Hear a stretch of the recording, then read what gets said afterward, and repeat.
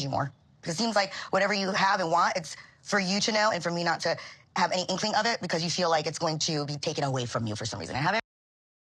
It's crazy though, isn't it? Darcey, that's how Darcey's been made to feel. That she feels as if the reason why he keeps his money to himself is because he's afraid that she may try and take some of it away from him.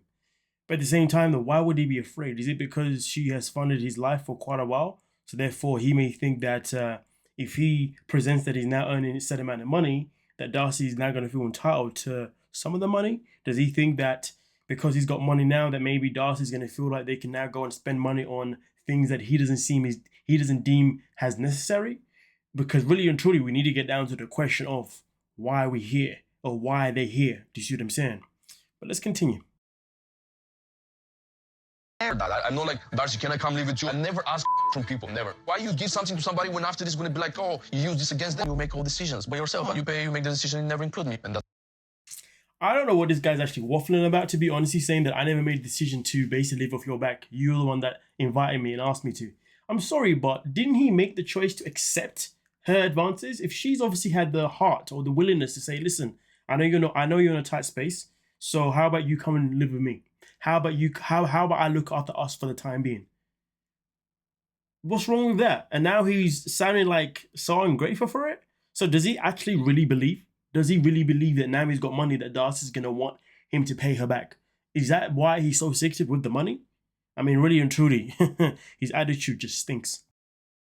what he keep doing, but I don't think it's right. And I think that's disrespectful to me. And I want to enjoy what I want. I mean, listen, there's nothing wrong with wanting to enjoy the money that you earn, right? There's nothing wrong with it in any shape or form. But when you're in a relationship, communication is still very key to anything and everything. At the end of the day, your whole relationship is being based on Darcey being masculine in the fact that she's had to look after you financially. Now you got money. To be fair, she probably is entitled to find out, okay, so you're not earning. Okay, good. So what are you earning? Do you know what I mean? Because we're in a relationship. You know, how can we combine our finances together? How can we grow from this? Now, I'm not saying that the plan is for them to combine the finances together and how they can use it together. I don't know if that's the reason that she wants to know. But the matter of fact is because she has been there and she has been his sugar mama this whole bloody time, really and truly, he doesn't have a leg to stand on. But he wants to talk about how he feels like he's being disrespected, given the fact that Darcey keeps asking him about why do you keep leaving me out? So he sits there and he complains and he says, hey, you're always leaving me out of your plans though.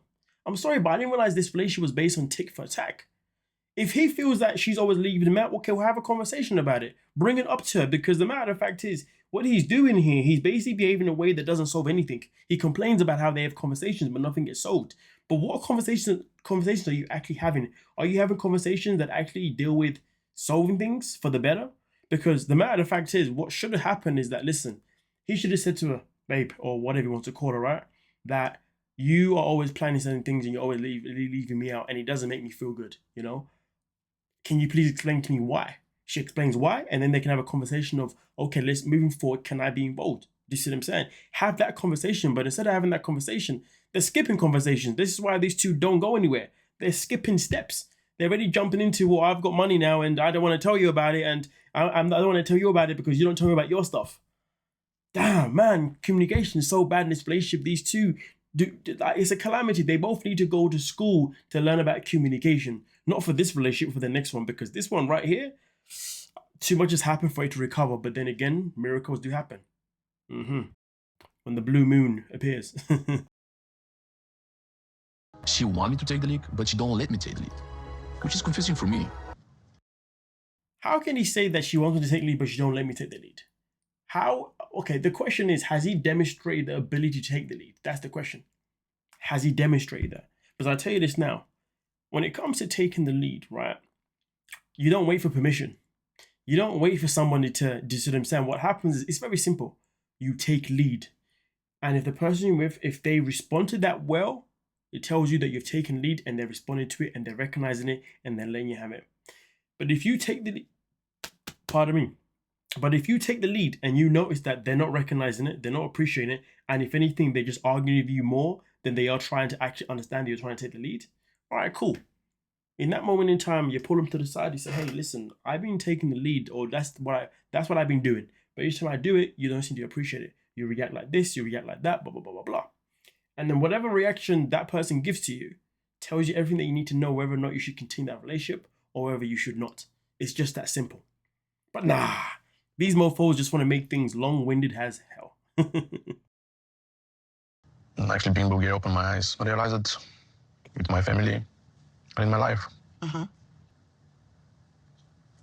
don't want to miss these moments just because of all this. To be fair, the second he started talking about in Bulgaria, I started realizing that I'm missing moments in my life. I was like, okay, this conversation is going to go one of two ways. The question is, which ways did it go to? Well, listen, the one or two ways I envision it would go to is either one, he's saying that he wants to go back to Bulgaria because he wants to live these memories with his family rather than be here because of the headaches that you're given, that's just given him, and the fact that they're not progressing. Or two, the other one is, listen, I want to go back to going back to Bulgaria would make me realize that I'm missing many opportunities and memories with my family. So I would like us to go back together.